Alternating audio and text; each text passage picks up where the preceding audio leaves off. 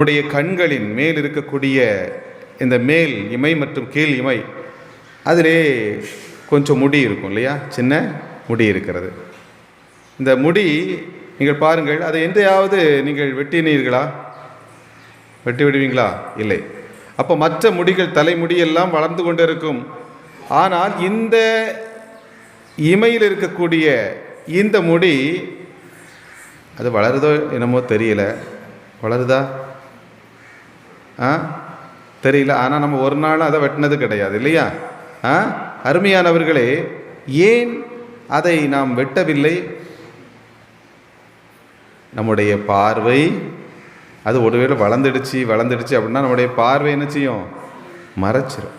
அப்போ ஆண்டவர் அந்த படைப்பிலேயே தன் பிள்ளைகளுடைய பார்வை மறையக்கூடாது என்பதை அருமையாக படைத்துள்ளார் போலும். நம்முடைய